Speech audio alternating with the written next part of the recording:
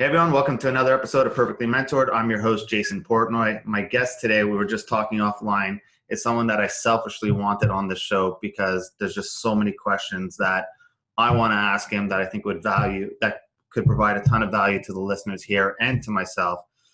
Josh is an incredible entrepreneur, an incredible business person, a marketing genius. He's the founder of SNOW, a globally patented teeth whitening product that you've probably seen all over social media, but he's built a ton of other businesses. Just so stoked to have you on the show. Josh, welcome to the show. Awesome. Stoked to be here. Awesome. I usually like the guests kind of introduce themselves. It always sounds better coming from you. What's your story? Walk me through all the way from when you got started to all the way to now. Yeah, sure. So I'll give you the kind of synopsis version of it.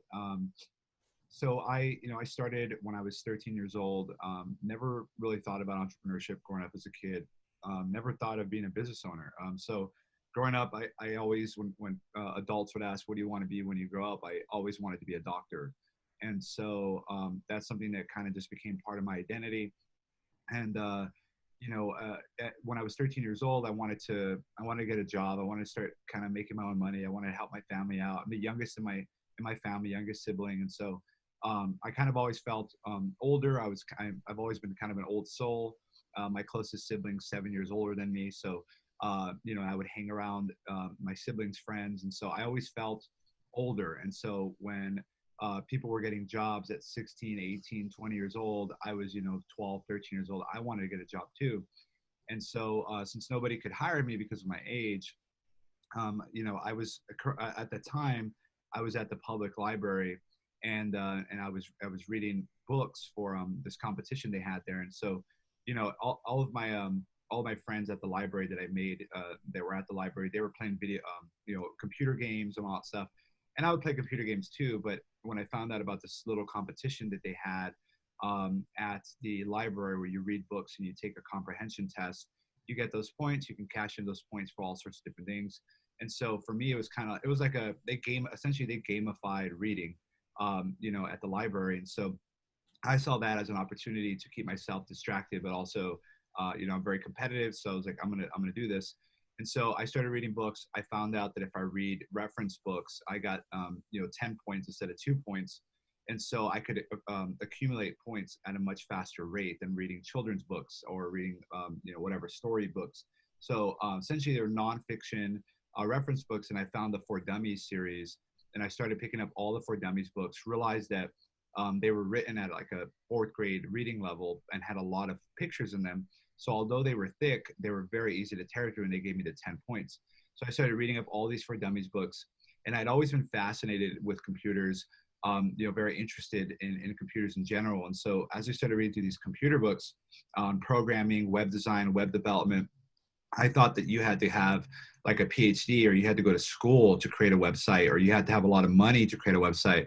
And when I found out that you could make websites for free, that fascinated me. That kind of captivated my attention. And so after a while, I realized that I could use the computer at the library to start making my own websites. And once I started telling teachers, at my high school, my freshman year, they were like, oh, you make websites. So-and-so needs one. Could you make one for her? How much do you charge for that? And so I used Google and YouTube as my reference point to kind of figure all this stuff out. Like, how much do you charge for a website? And then I remember they were fascinated at the idea of getting a website done in a weekend. And so I used to pop out websites on the weekend. And then I was also creating my own blogs at the time. And I had learned about Google AdSense. I could put ads on my blogs. I was creating websites for other people, making some money there. And then once I was able to have my own computer at home, my own internet connection at home, I could work after school. If I was in football practice, I could work, from 3 p.m. to 2 a.m. at home building websites. So I became super efficient. And I did everything myself, from the front end programming, the back end programming, the design in Photoshop, everything I did on my own. And there weren't many themes back then. WordPress wasn't as big. Shopify was not even a thing. So you really had to kind of custom code everything. And so when clients would come to me and they would say, hey, Josh, can you make my website do this? I was like, I'll figure it out. And so I was learning how to do all these things. And then one day, a client was like, hey, if you learned how to market and advertise, I could pay you every single month. And so I was fascinated by that idea of getting paid every single month. And at the time, I was still building my blogs, and I had found the website called SitePoint. And SitePoint had a marketplace where you could buy and sell websites. That spun off and became what's now called Flippa. And so I realized that I could sell these blogs that I was creating. And so I kind of got the idea there where I could build a blog up, put AdSense on it, use search engine optimization to make it rank in Google. It would start to get a lot of traffic, a lot of people clicking on the ads, and then I could sell that off for 10 to 20 times my monthly revenue. And since there weren't really any expenses, I was writing all the articles myself on all the different topics. So I was forced to become a reader, a better reader and a better writer because money was attached directly to it.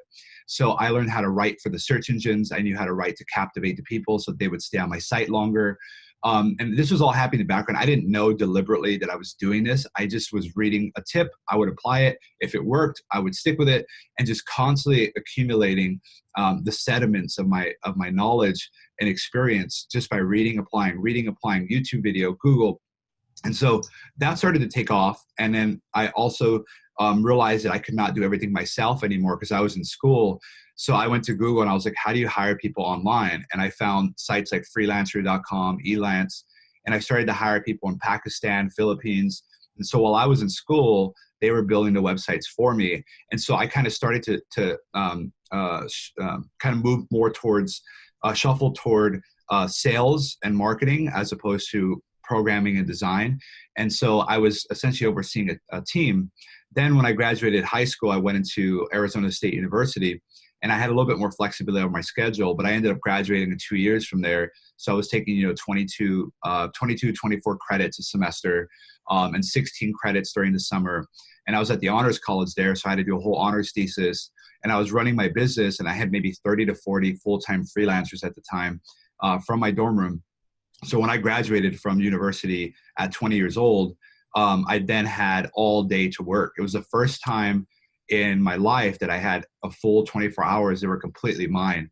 So of course, I went into workaholic mode. I started working 16 hours a day, 7 days a week, going to close deals. I remember the first website I sold was like $500. And at this time, we were charging anywhere from $100,000 to $500,000 for a website build.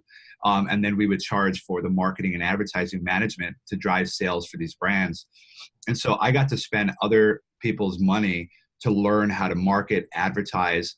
And I built an office locally, started building that team out locally. And then one day I was researching, I'm like, cause someone asked me like, what's your end goal? Like, do you want to sell this business? Like, what's up? And so I looked up like how to sell a service business, and I realized that the multiples were pretty low. And so I was like, well, why don't I productize our most popular offering and create it essentially as like a software as a service model where I would turn all of our contracts into hybrid billing schedules where it was you pay monthly to get access to our platform for media planning, media reporting, and media distribution. And then you would pay another fee for consulting essentially for us to manage that. So it's a managed service. So I switched all of our contracts over to the hybrid model, and it allowed me to create recurring revenue on the platform and also highly profitable managed service on top of that. So essentially what we did is we built a platform that semi-automated a lot of the stuff that we would do on the back end and gave access to that to the media planners at these big agencies, big PR companies, traditional media companies. So they could come in, they could say, Kraft Foods is launching a new cheese. Here's their budget. Here, they're looking for these many coupon downloads, boom, boom, boom. And so it would build out a media plan for them to present to the client. And then they could come back and activate that through the platform, upload creatives, or we would create the creatives for them. And they could manage it all through there, pull reports. So it was like a very early stage of like where Facebook's reporting platform is now. There's a lot of options out there now, but we did a really customized version for the traditional media companies, which was great because those guys had the spend to move from billboards, commercials to online. And so I helped kind of usher that through. So then fast forward 2 years later from that, and I was able to sell that business. And once I exited that business, I was kind of at a standstill because I was like, what am I going to do next? And so for 6 months, I kind of just didn't do anything. I had businesses that were running in the background that I started as side projects that had become pretty big, but they were made to be kind of hands-off businesses because I had to run the main company and I was in school.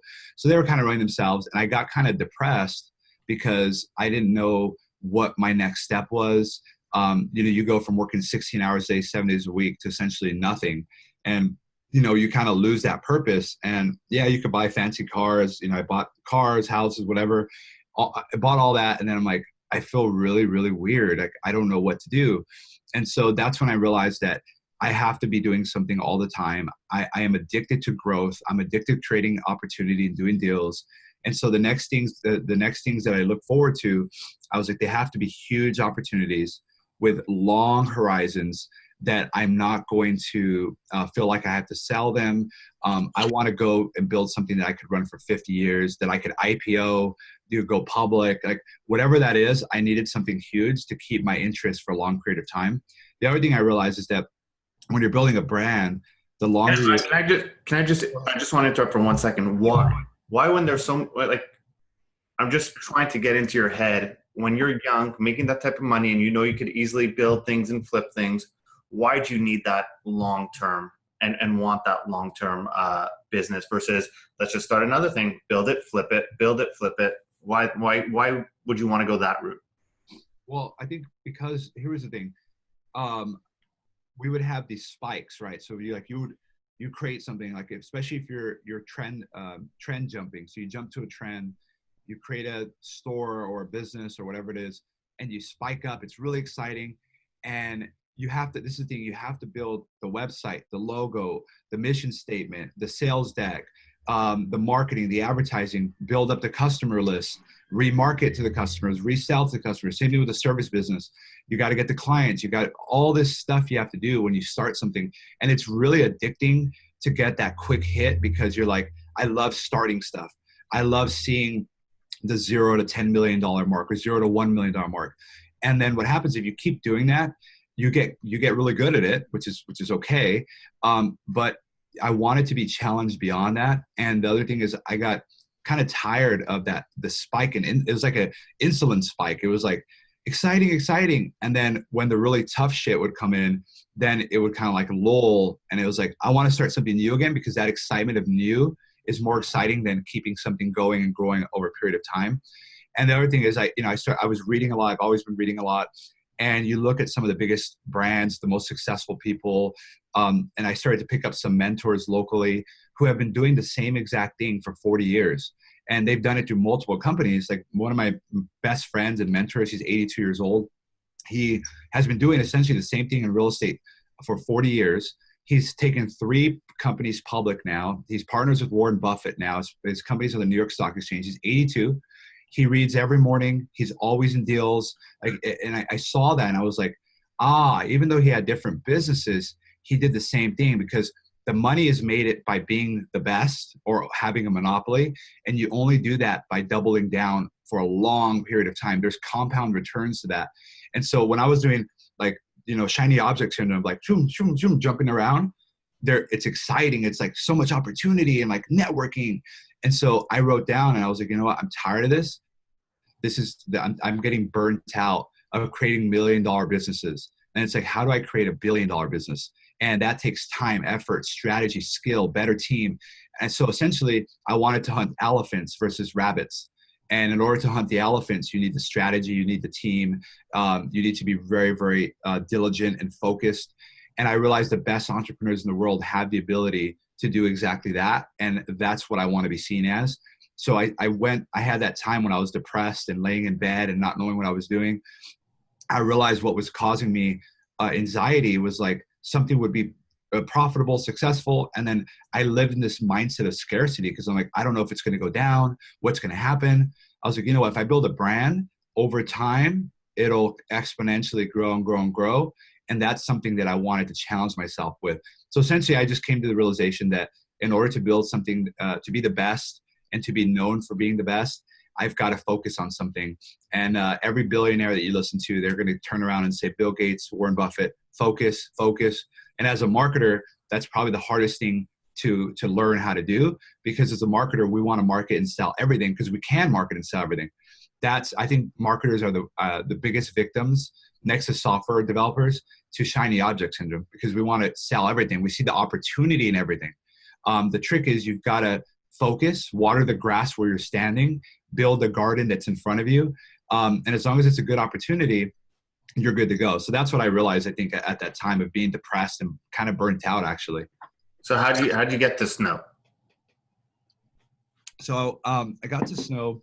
So we own right now we have a holding company. We've got a few different brands within the holding company.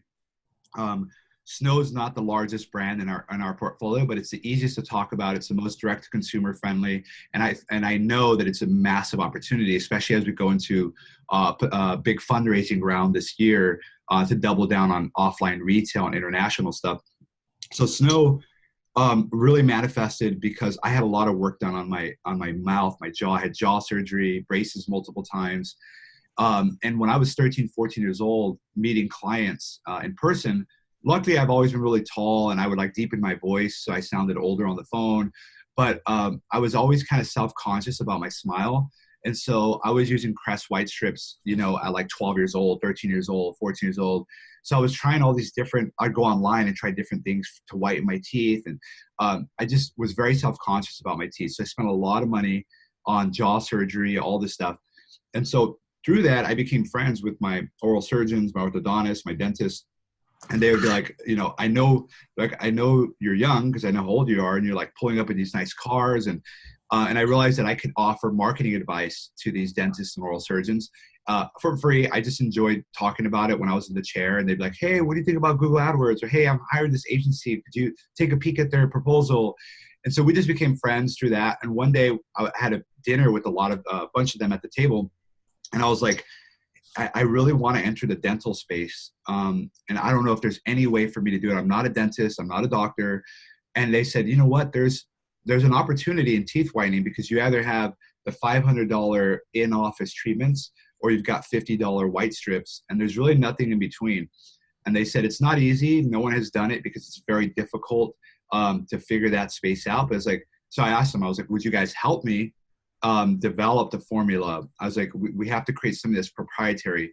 Would you help me create the patented technology? And they're like, yeah, absolutely. Whatever we can do to help. And so we spent 6 to 9 months just testing different formulas down to like the micro levels of percentages of every single ingredient. Now we've ended up with a proprietary complex formula that whitens just as well as the dental treatments, convenient as the white strips. So you don't have to go anywhere. You can do it at home. And we now have patented technology, proprietary formulas, and now we aggressively protect those patents and trademarks. But it was just really, I was like, where's the money at in this business for someone who's not a dentist? I'm willing to spend a few $1 million of my own money to really build this if you guys think there's an opportunity here. And so, I spent a couple $100,000 on So these are super important points that that most people don't think. Most people sit there and say, hey, I have a business. Let me go try to raise my money or raise money to see it through. You sat there and said, I'm going to put my money where my mouth is, right? If I believe this is an opportunity, I'm going to take my own personal money and do it. Not many people who call themselves entrepreneurs even think about doing that. Well, what I learned is that, and you see Elon Musk do this when, he put all his money into Tesla. Nobody believed him what he was doing. And he said, you know what, there's, I don't dabble in, I got some real estate, but I don't dabble in real estate. I don't really buy stocks. I have some mutual funds that just sit there, but I don't buy Bitcoin. I don't buy and sell cars. Like I learned from my mentors, never play another man's game. And right now my game is very specific. I don't put my money anywhere else.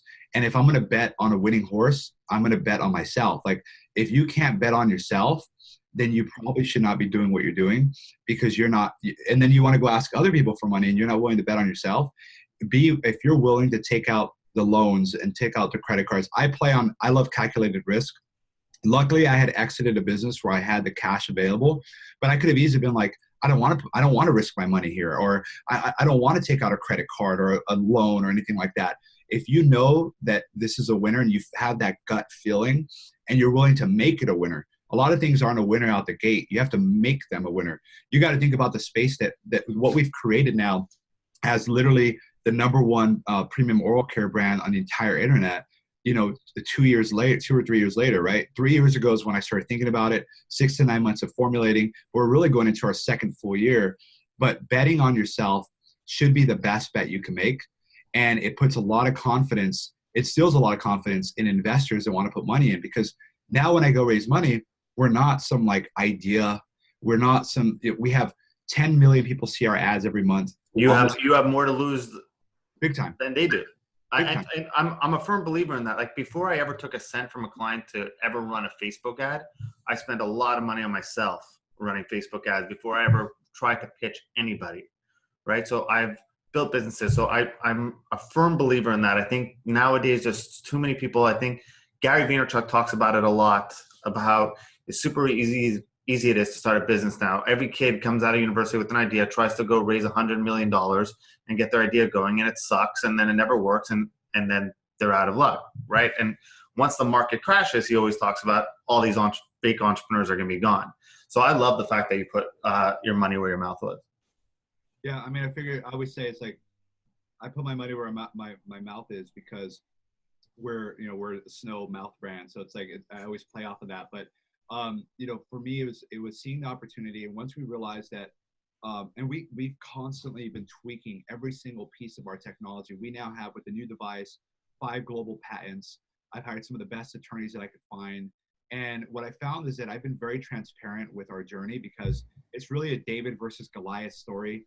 Going against the massive, there are really 3 companies that own the toothpaste market and that oral care market. And so people want to see David win. Like, people want to see the small guy win. And if you open up that story, and in today's day and age, if you're the face of the brand, I'm not the face of Snow. We have celebrity partners. We have, hundreds of celebrities that work with us. We have lots of and all our customers, we have hundreds of faces to the brand, but the voice behind the brand is very clearly my own, and it's my team's. And so for us, it's very important to add that humanized element to the brand, because people want to engage with a brand on a human to human level because of social media. And so when you look at brands like Crest or Colgate or Sensodyne or whoever's out there, who's the face of that? Who's the voice of that? How can I follow them on social media? You can't. There's no way to touch and interact with those people. And so now we have such a huge head start on the market we're playing in, that I don't want that momentum to end, which is why we're looking at, a large fundraising round potentially coming up, because we don't want to stop that momentum. And so you get to a point where you self-fund it, then the business becomes profitable, the business funds itself. Then you come to a sticking point where you say, okay, do I continue to self-fund and let the business fund itself and grow at this rate? Or is there a way for us, for example, we've got interest from some of the largest retailers in the world, but when they put in $5 million purchase orders, $10 million purchase orders, and they all stack on each other, if I'm self-funded, no matter how much money you have, you still have to pick and choose. If you have a solid amount of funding, you can choose more of those and really put the product everywhere. And so as we enter the toothpaste, mouthwash, gum, mints, all these markets with the products, we have to think about how can we say yes to as many of the good deals as possible.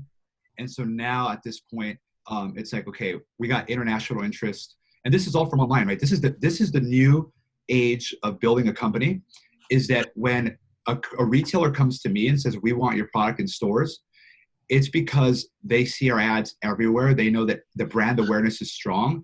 And I have some of the leverage now versus them having, they have all the leverage. So Damon John was the first person to ever tell me that. When I was in the clothing business, he sat there and said, get so hot that all these stores are coming to you. That's what you want. Because right now they're giving you paperwork. You have to fill through the paperwork. You have to go through that. You have to apply. Get so hot that they're handing you the paperwork already filled out saying, we'll do anything to have you in our stores, right? Grow it that way. I want to get really tactical, if you don't mind. I want to just kind of give as much value to the listeners as possible. What advice do you have for businesses starting off right now, right? You started with this, you put a lot of money did you care about bottom line or top line? Just what advice do you have for business owners creating a company right now? Yeah, so you got to look at there are 1,000 1,000 markets. I mean, there are more than that, but there are 1,000 markets similar to the market that we're in terms of the opportunity. There's a gap in every single market. There's an inefficiency in every single market. Like there's a brand called forhims.com that, once sildenafil citrate, which is the name of the ingredient for a Viagra, once Pfizer's patent expired on sildenafil citrate, this company forhims.com, which is raising a lot of money now, incredibly successful, they jumped on the ability to do subscription for essentially Viagra online and market in a clean way. They have one of the best brands I've ever seen and one of the best opportunities. They have a few competitors, but the market's so big. So looking at like expiring patents from big companies, Crest, the strips patent expired, and they rode that patent for 20 years. And in our case, strips just isn't, for us, we looked at strips and it's just an outdated way of whitening teeth. And we didn't want to even though we could get in that market because the patent expired, it just ended up not being something we wanted to be in. But looking at expiring patents, I also recommend to entrepreneurs, think about what you want to build, how big you want it to be legitimately, and what comes with that. So for example, if you want to be a lifestyle entrepreneur, you want to work from home, you want to have virtual employees, you have to know that ahead of time. Don't try to mix it up. Now you can always evolve, but for me, like having an office forces me to have employees, which forces me to make more money.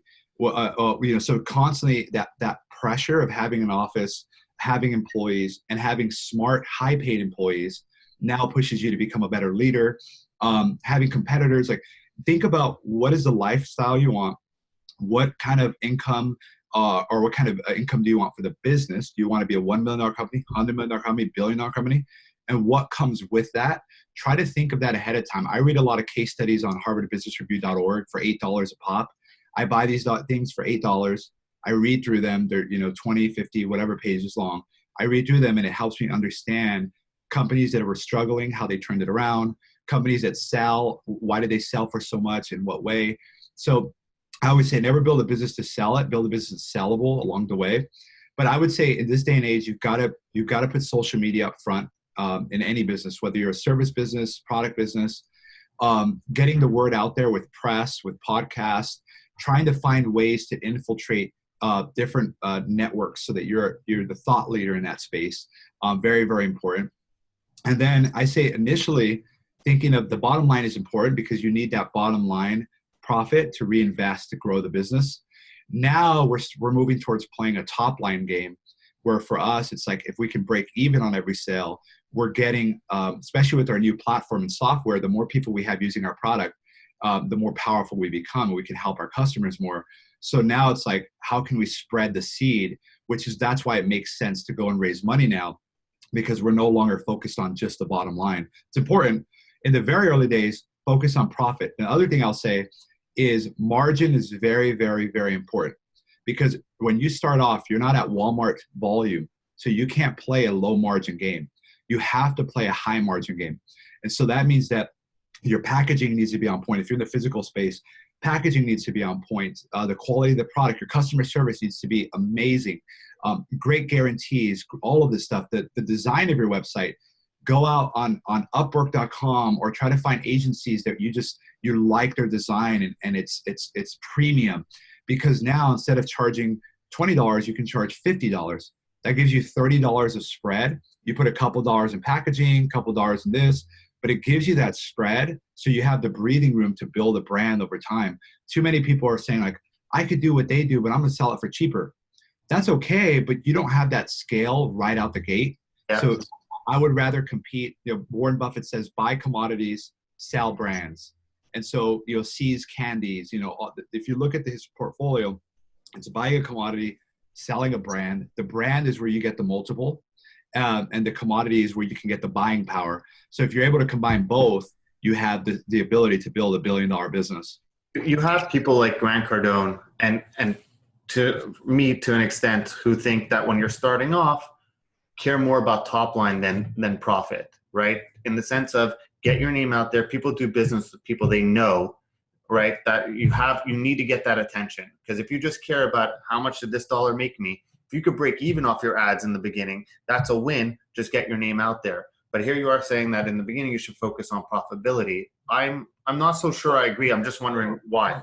No, we're saying the same thing. So you sell something for $50, you make $30 profit on it. You're reinvesting that in PR, celebrities, influencers. So we're saying the same thing. What I'm saying is that money has to come from somewhere. Yes. And if someone doesn't have 500,000 to start, they got 10,000 to start. You have to focus on profitability only for the sense of throwing it right back in to getting your word out everywhere that you can be. So that's the only thing that I'm saying, is that we're saying the exact same thing, but I agree with you as well. You don't want to focus on, oh, if I spend this much, exactly how much am I going to make? Like, you will get that over time. We notice in our brand that if we spread our, for example, we lose money on some platforms like Pinterest ads. We don't make money on Pinterest. We lose a lot of money on Pinterest, but it has a long tail approach though. It's 6 million pinboard views a month that help assist the rest of the funnel. So they see us on Pinterest, then they see us on Snapchat, then they see us on Facebook, and then they buy on Amazon. But it pushes that funnel through. So I'm looking at it holistically, just like if you can show up at every trade show, if you can speak places, if you can, like, this is where you want to blanket your market. Omnipresence. I think if a brand could be everywhere and everywhere, they should be. What happens is that it lowers your customer acquisition costs, because here's the thing: people want to do business with people they like, love, and they can recognize, and you've got to get your product everywhere. That's why you see SNOW. We have 10 million eyeballs just in the US alone. We ship to 180 countries. And we don't make money on most of the stuff that we do, especially any celebrity partnerships that are paid. We never make money on that. But it allows us to have that boom. And so retailers want to work with us. Dentists want to carry our product. We make our money over here. So you plant the seeds. It's very hard to plant the seeds, but you're not waiting for the fruit right after you plant the seed. But you can't have the fruit unless you plant the seeds. Yep. I mean, so many times now you have all these gurus or these self-proclaimed experts get up and sit there and say $1 to make $10 or spend $5 a day to make $150,000, whatever the outrageous claim is, and then buy their course, whatever it is. There's so many people out there, but I mean, I think it's hurting the digital marketing world, because then you have transparent people who come out there and sit there and say break even top of funnel. Try to spend as much money as possible because you need to get out there. And all these people think that social media marketing should cost $5 a month, right? Well, I think the way we look at it is if, so there's back-end monetization. There's also people coming back. Like, the best client you have is the one that you can retain and sell more to. And so most businesses, I would say, most that we would see, the best businesses in the world, like Starbucks. Look at Starbucks. Like, one of my favorite entrepreneurs, Howard Schultz. Like, I love this guy because he comes in and says, I'm going to create communities around coffee shops. And he created essentially a social network. I mean, Starbucks is essentially a social network. It's an offline social network. And so what he's realized is that he's able to raise the average order value, average ticket. Now you go into Starbucks, I buy breakfast there. I buy my coffee there. If you have kids, they get a cake pop and a muffin, and you buy a sandwich for lunch. You could buy dinner there with their sandwiches. You can literally buy everything all through the app. So they got all the data on you. They know what you buy. And they've gamified it with points. And that was a long game. It was like, I'm going to sell cups of coffee one by one by one. And it's like, Howard, how are you ever going to build $1 billion company selling $3 cups of coffee? Now he's created his own language as well. So venti, frappuccino with extra caramel. I can't get that anywhere else. And he's selling two of the best drugs on earth, sugar and caffeine, and he's combined them. Brilliant, brilliant, brilliant. And so for us, we sell confidence. And on social media, the thing is, you have to be willing to spend the money to get your name, your brand out there. If that means that you have to be a consultant on the side, as long as it doesn't take away too much of your focus, if you got to pay your bills. I'm stopping you because that's so important. I want you to repeat that again. That spending money on awareness and not looking for a conversion is super important. You have to, because you have to spend money on getting that network out there, right? You have to do that, Because if you're so focused and like myopic and like, if I'm going to spend here, how much am I going to make? If you think like that, people like myself and many others that understand a little bit longer term game, and they think a little bit more abundantly, we're going to come and eat your lunch, because I'm going to come in and say, I don't care if I make if I could break even. So for example, let me give you two examples. One of the guys I hike with built a $1 billion business in the bologna and hot dogs. It's called Bar S. And he was telling me about the Walmart deal that they did. They have a huge contract with Walmart. He says, Josh, I maybe break even on my Walmart deal. And I remember I was like, what? I'm like, you break even? Walmart's huge. He's like, here's the deal. I sell bologna. They retail bologna for $1. It's the cheapest food you can buy there. So when the economy goes down, his sales go up at Walmart. But he said, I did the Walmart deal at break even because it gave me economies of scale. So now my margins are much higher on all the other deals that I do. And so for me, by breaking even on social media, when a retailer comes to me, I can make my money there. When dentists want to sell our product, I make my money there. But they want to sell it because I have the awareness. So you can't, it's a chicken and egg problem, but you have to have the awareness. And by the way, when you sell a business, what the number one multiplier of acquisition price is goodwill. Goodwill is powered by the brand equity, which is powered by the awareness of your brand. And that's why you see Red Bull, these guys, the big guys, doing awareness type of stuff. Like, why are they doing that? Are they looking at ROI, return on ad spend? They're not looking at that. They're looking at mind share. When I started my clothing brand, 2 months in, I somehow got lucky and Urban Outfitters wanted to pick it up. And I started crunching the numbers, and I sat there and said, I'm making tiny, if anything, on this deal. And it was a no-brainer to do, because then I would sit there, and when other stores were like, who's carrying you? I would leverage Urban Outfitters to the other stores. I'd leverage Urban Outfitters to build trust that I'm now a brand that people want to do business with. And in 3 months, even if I lost a little bit of money on the deal, it was so worth it, because it just gave me that. Everyone sits there and says it's a chicken or the egg, right? It's how do I get into a store if no store is going to carry me? But no one's willing to break even. No one's willing to do that first, maybe that loss to get out there. And you said it perfectly. I mean, the number one, I think, metric in any e-commerce brand is repeat customers, right? Are people buying? And then lifetime value of a customer. Because you could then sit there and say, I could lose money on that first purchase because they're going to buy 17 more times throughout the next 6 months, that return is so high. But most businesses that I've spoken to, and I speak to a lot of clients, don't understand their lifetime value of a customer. A, don't know that number, and B, have a low repeat customer rate. Well, that's scary, because you have to be able to spend a lot of money to acquire a customer in order to compete long term in the marketplace. And you either have to raise a lot of money, which is very hard to do, or you have to be able to break even on building that awareness. And over time, like Coca-Cola has ubiquity in the marketplace because they spent 100 years in building that brand. They still spend $1 billion a year in advertising and all that stuff. But chances are you're going to order your Diet Coke. You're going to order your Jack and Coke on the plane. Like they've built this awareness and that's obviously on the highest level. But for us, for example, bringing celebrities in and even cutting equity deals with some of the celebrities and not being selfish or greedy up front. And now I can come in and say, we're a celebrity owned brand. And now we run traffic on networks that we're literally the only oral care or teeth whitening brand that is allowed to run, period. And I had to literally call up Tel Aviv, the head of global policy in Tel Aviv, and talk to him and say, oh, would you like to talk to Floyd Mayweather? Would you like to talk to Rob Gronkowski? Would you like to talk to our dental board of advisors? And immediately it's like, oh, these guys are legit. It's like, okay.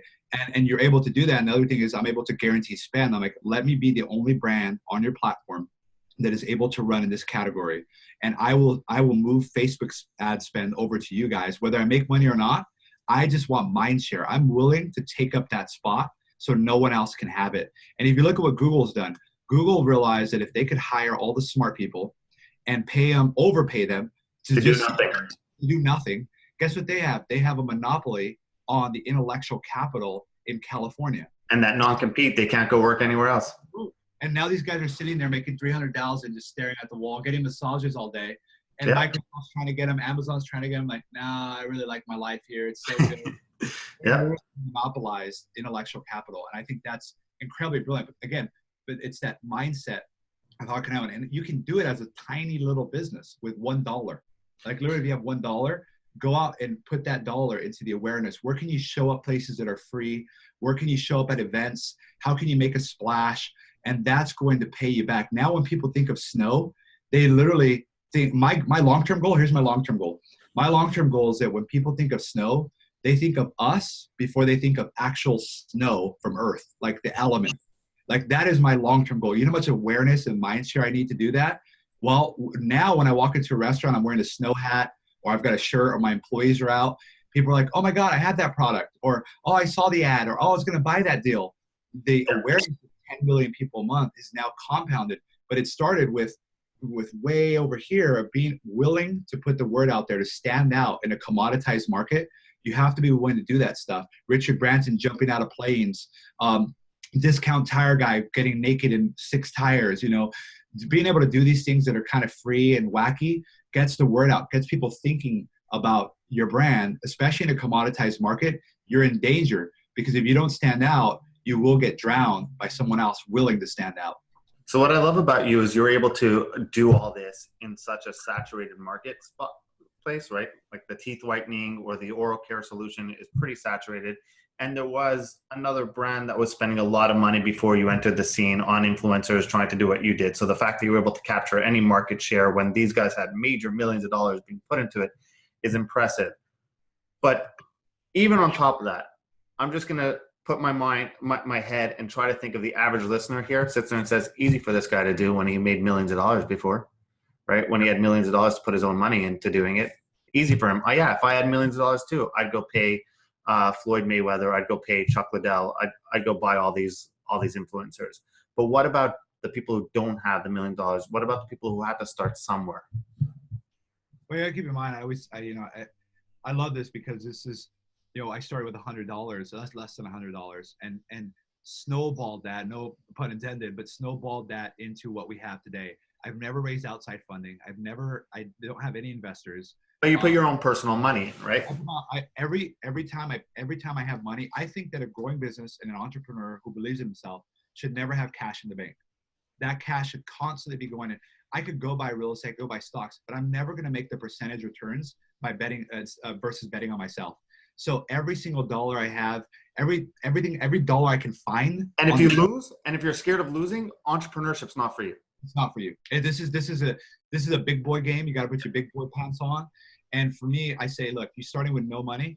Go out and make some money. Like I always say, the best way to in today's world is become a consultant or build an agency or build that cash flow basis so that you can move away from scarcity, the Maslow's hierarchy of needs. Get your food, shelter, security taken care of with some consulting. Use your client's money to learn from that and start building your raft from your boat. Build your raft to your brand, to whatever it is that you want to build. Use that as your crutch to do that. And so there's no excuse to not find clients. There are a million companies out there that need help marketing, advertising, branding, packaging. They all need help. Find one skill that you're pretty good at, that you can learn, that you can offer to businesses that are already up and running that need your help. Get them to pay you thousands of dollars a month. Use that money to pay for your needs and then some to start investing in your brand.